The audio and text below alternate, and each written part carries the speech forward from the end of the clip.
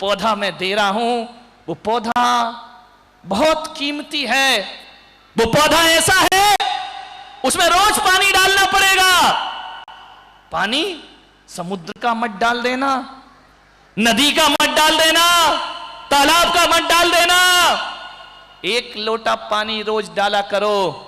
भाई पानी यदि कोई होगा तो समझदारी का पानी होगा, और पौधा कोई होगा तो प्रेम का एक पौधा होगा जो आपके घरों में लगना चाहिए। हर घर में वृक्षारोपण होना चाहिए। एक प्रेम का पौधा लगा करके देखो, और उस प्रेम के पौधे में समझदारी का पानी जरूर डालना, ध्यान रखिए। ये प्रेम का पौधा सूख जाएगा यदि थोड़ी सी समझदारी हमारे जीवन में ना रही। नासमझी में ये पौधा सूखता है, ये प्रेम का उपवन उजड़ जाता है। थोड़ी सी नादानी यदि हमने अपने जीवन में कर ली, ध्यान रखिए। ईद कितनी बार आती है देश में? बोलो बोलो ना भाई, बोलने से थोड़ी मुसलमान बन जाओगे। कितनी बार आती है? 2 बार आती है ना। दिवाली कितनी बार आती है साल में? कितनी बार? होली कितनी बार आती है? 1 बार आती है ना। संवत्सरी का पर्व कब आता है? 1 बार। पर्युषण के पहले या बाद में? अच्छा, इतना तो याद है। संवत्सरी का पर्व, क्षमा वाणी का पर्व साल में 1 बार आता है। दिवाली 1 बार आती है, होली 1 बार आती है। आप बता दो मेरे भाई, इन पर्वों में आप क्या करते हो? इन त्योहार में क्या करते हो? होली आती है, क्या करते हो? बोलो, होली पे क्या करते हो? बस होली खेलते हैं, गुलाल लगाते हैं और कुछ नहीं करते हैं। दिवाली पर आप क्या करते हो? कौन बोला? फटाके चलाते हैं, आतिशबाजी करते हैं। बताइए। क्षमावाणी पर आप क्या करते हो? बोलो बोलो। कौन बोला? पर्युषण के 10 उपवास के बाद आने दो। नहीं, खाना पीना नहीं। ध्यान रखना। ईद पर मुसलमान क्या करते हैं? बोलो। गले मिलते हैं ना। मुसलमान ईद पर गले मिलता है, हिंदू दिवाली पर गले मिलता है, होली पर गले मिलता है, और जैन समाज वह है जो क्षमा वाणी पर आपस में गले मिला करती है। एक बात मैं आपसे पूछना चाहता हूं, क्या गले मिलने के लिए हमें 1 साल इंतजार करना पड़ेगा? विचार करिए, क्या हमें क्षमावाणी का संवत्सरी का इंतजार करना पड़ेगा? मुसलमानों को गले मिलने के लिए क्या ईद का इंतजार करना पड़ेगा? हिंदू को क्या होली दिवाली का इंतजार करना पड़ेगा? नहीं। आज मेरी ज्ञान गंगा महोत्सव से सीख कर जाइए। अरे जिससे लड़ाई झगड़े हों, अपने परिवार में रोज गले मिलिए। मैं विश्वास दिलाता हूं, सुबह गले मिल गए तो ईद का त्योहार हो जाएगा, दोपहर को गले मिल गए तो होली का त्योहार हो जाएगा, और सांझ को गले मिल गए तो घर में दीपावली होने में ज्यादा देर नहीं लगेगी। रोज दिवाली मनाओ, रोज होली मनाओ, रोज ईद मनाओ, रोज क्षमावाणी मनाओ। किसी से झगड़ा हो जाए, तू मैं हो जाए, हाथ जोड़ करके उत्तम 1 साल इंतजार मत करिए कि अब खूब लड़ लो झगड़ लो, पर्युषण के बाद हम गले मिलना। बाबा, रोज त्योहार मनाओ। अपना देश त्योहारों का देश है। हकीकत में जितने त्योहार इस हिंदुस्तान में आते हैं, उतने त्योहार दुनिया के किसी भी देश में नहीं आते। और सबसे ज्यादा त्योहार इस सावन और भादों में आते हैं। ध्यान रखिए, कैसा अपना देश त्योहार ही त्योहार हुआ करते हैं। आप देखिए, इतने त्योहार। 1 महीने में कितनी तिथि होती हैं? एक पक्ष में कितनी तिथि होती हैं? 15 होती है ना। एकम, दोज, तीज होती है। कितने त्योहार हैं अपने यहां। विचार करिए कभी। आज एकम, कल भाई दूज। ध्यान रखना, आज एकम, कल भाई दूज, आखा तीज, गणेश चतुर्थी, ऋषि पंचमी, चंदन छठ, मोक्ष सप्तमी, जन्माष्टमी, रामनवमी। अब आ गया दशहरा, फिर आ गया डोल ग्यारस, फिर आ गई बक्ष बारस, फिर आ गई धनतेरस, फिर आ गई अनंत चौदह, फिर आ गई दिवाली। बता कौन सा दिन? खाली एक भी तिथि नहीं जिस दिन त्योहार ना हो।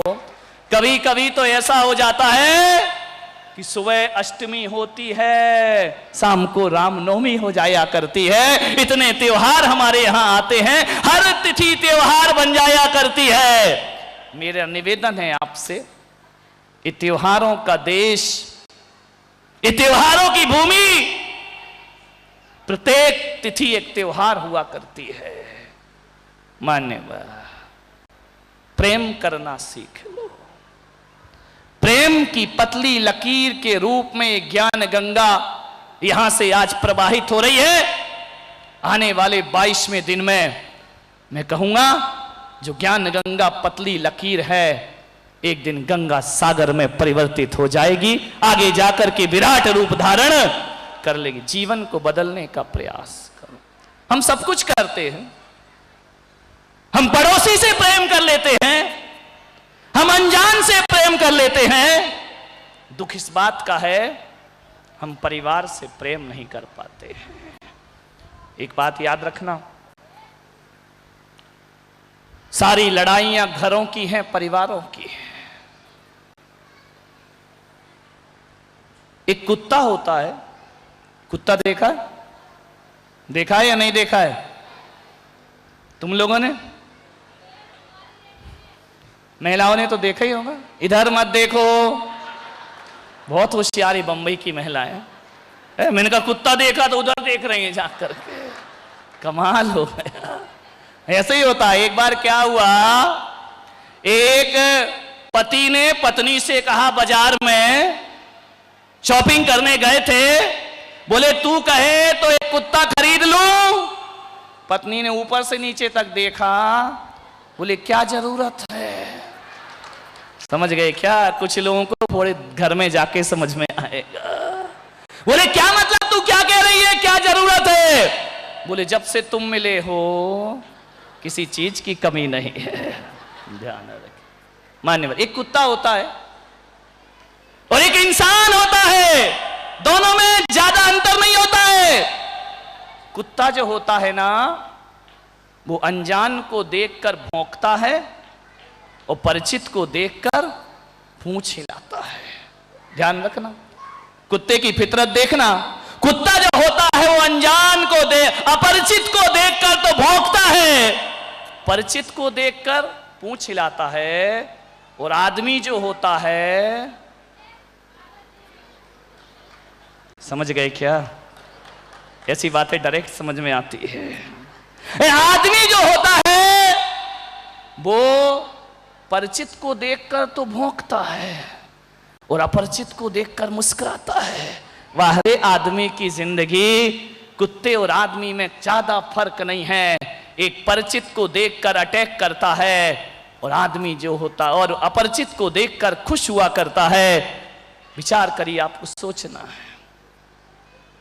हम कितने प्यार से पड़ोसियों से बात करते हैं, शायद उतने प्यार से अपने घर में बात नहीं करते। एक बात बताओ, चलो तुम्हारी बात कर लेते हैं। तुम बाजार जा रहे हो, कहीं घूमने जा रहे हो और तुम आगे आगे चल रहे हो, पत्नी पीछे पीछे चल रही है और अचानक क्या हुआ, तुम्हारा रुमाल गिर गया, पत्नी ने उठाया, रुमाल दे दिया। अब आप क्या करोगे? कुछ नहीं, रख लोगे चुपचाप। यदि यही रुमाल कोई पड़ोसिन उठा के देती, फिर क्या करते आप? बोलिए, उत्तर दीजिए। तुम्हारी बात नहीं कर रहे, इनसे निपट लेना थोड़ा। क्या करते आप? यदि आपका रुमाल गिरता और पड़ोसिन उठा के देती, क्या बोलते आप? Thank you. कितने जल्दी ऐसे खुश हो रहे हो जैसे उठा के ही दे दिया हो। वाह, विचार करिए। पत्नी पड़ोसिन उठा के देती तो कहते मैडम थैंक यू, धन्यवाद। एक बात बताओ, पड़ोसिन ने दिया तो तुमने धन्यवाद दिया, पत्नी ने दिया तो धन्यवाद क्यों नहीं दिया? विचार करिए, सोचिए। बजा दो। पहली बात तो तुम्हारे पक्ष में बोल रहा हूं। है? पत्नी ने दिया तो धन्यवाद क्यों नहीं दिया, आपके मुंह से क्यों नहीं निकला? तुम तो ऐसे चलते हो, पत्नी ने दे भी दिया तो तुम ऐसे चल रहे हो कि कोई एहसान थोड़ी कर दिया तूने। तू पीछे चल काहे के लिए रही थी, मैं कब गिरा हूं तू कब उठाए? विचार करिए, सोचिए। मान्यवर निवेदन है आपसे, बाहर को मत बदलो। लोग मुझसे पूछते हैं कि मरने के बाद स्वर्ग मिलेगा या नहीं मिलेगा। मुझ पुलक सागर को नहीं मालूम कि स्वर्ग मिलेगा या नहीं मिलेगा, लेकिन एक बात याद रखना मुंबई वालों, मुझे नहीं मालूम कि मरने के बाद आदमी कहां जाता है, लेकिन मैं इतना जरूर जानता हूं कि जो आदमी जीते जी अपने घर को स्वर्ग बना लेता है, उसे मरने के बाद स्वर्ग जरूर मिला करता है।